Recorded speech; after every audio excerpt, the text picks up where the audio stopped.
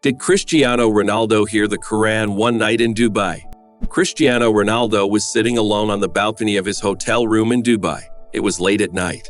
The stars were shining above, and the city lights sparkled below. He had just finished a busy day full of interviews, fan meetings, and training. He was tired, but he could not sleep. Something in his heart felt empty, even though he had everything: fame, money, and love from fans all over the world. As he sat there with a bottle of water, thinking quietly, something strange happened. A soft sound came from a nearby mosque. It was the call to prayer, the Adhan. The voice was calm, slow, and full of emotion. Ronaldo had heard it before during his visits to Muslim countries, but tonight it felt different. The sound of the Adhan was followed by a man reciting words in Arabic. It was beautiful. The voice was deep and peaceful. Ronaldo closed his eyes and listened. He did not understand the words, but it touched something inside him. He felt calm, like the noise of the world had stopped for a moment. He turned to his assistant the next morning. "What was that voice I heard last night?" he asked. His assistant smiled. It was someone reading the Quran. It's the holy book of Islam. Ronaldo nodded slowly. It was powerful. I don't know why, but I felt something. Later that day, after his training, Ronaldo asked his team if they could take him to a mosque. Not for publicity, but because he was curious. His team was surprised but agreed. They took him to a peaceful mosque not far from the hotel. The imam welcomed him with respect and kindness. Ronaldo was given a simple white robe to wear inside. The air inside the mosque was cool and quiet. There were no crowds, no cameras, just peace. The imam sat with him and explained that the Quran is the word of God, revealed in Arabic over 1400 years ago. Then the imam asked if Ronaldo wanted to hear some of it. Ronaldo nodded. The imam began to recite. The voice was gentle but strong. The Arabic words flowed like a river. Ronaldo didn't understand the meaning, but the sound. It was like music, but deeper. It wasn't just sound, it was feeling. His eyes watered without reason. He had no idea why he felt so emotional. When the imam finished, Ronaldo whispered, "I've never heard anything like that. It feels like peace." The imam smiled. The Quran is more than just words. It speaks to the soul. Ronaldo stayed silent for a while. His mind was full. He thanked the imam and left, but something had changed in him. Ronaldo returned to training and meetings, but he kept thinking about the Quran. He searched online for English translations. Every night after practice, he sat in his room and read a little. He found verses about kindness, patience, family, charity, and faith. Indeed, in the remembrance of Allah do hearts find rest. Quran 13:28. He read it again and again. It made sense.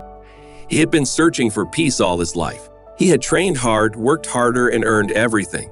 But deep inside, he still felt like something was missing. That verse gave him an answer. One day, he shared a message with a close friend. I always thought success was trophies and goals, but now I'm starting to feel that real success might be inner peace." His friend replied, "Where's this coming from?" Ronaldo smiled. "A book I've been reading, the Quran." His friend was surprised. "You're reading the Quran?"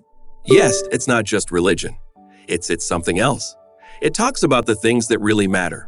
A week later, after a charity event, Ronaldo met a young boy who came with his father. The boy, about 10 years old, was from Syria and had lost his home in the war.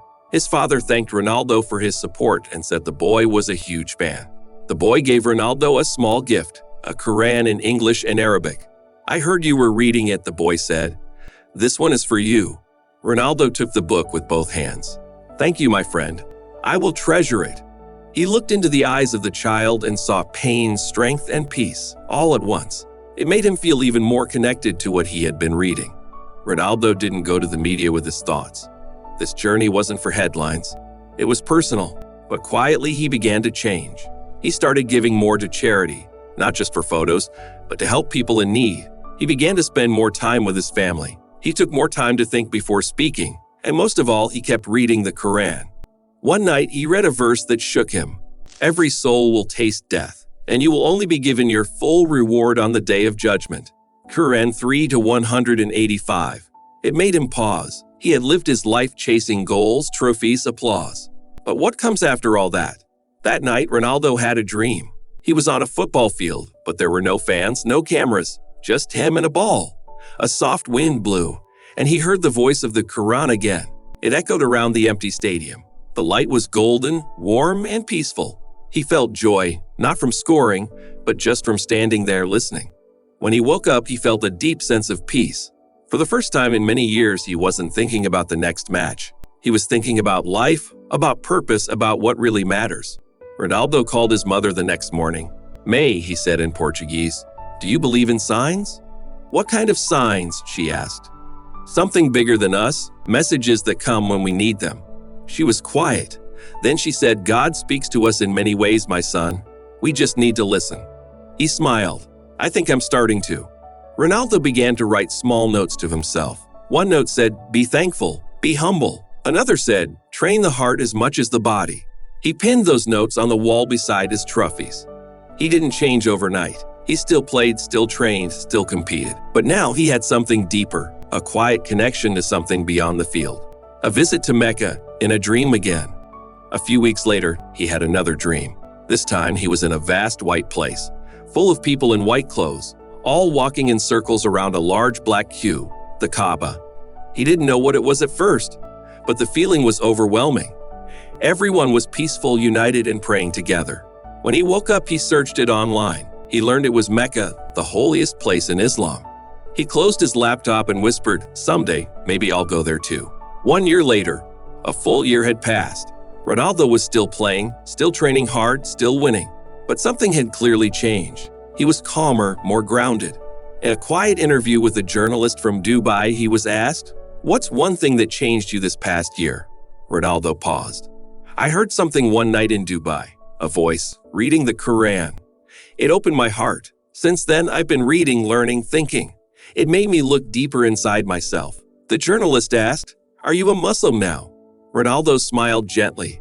"I'm a student of truth, of peace. Whatever name we give it, I'm following that." Every night before sleeping, Ronaldo would read a page from the Quran. He had a bookmark near a verse that said, "Verily, with hardship comes ease." Quran 94-6. It reminded him of his childhood in Madeira, the tough times, the lonely training days, the sacrifices. Now, as a man who had everything, he realized the real treasure was not gold or goals. It was peaceful, and he had found a piece of it in the sound of the Quran. Maybe it was just a sound in the night, or maybe it was a message meant for him. We may never know what truly touched his heart, but sometimes the quietest moments speak the loudest.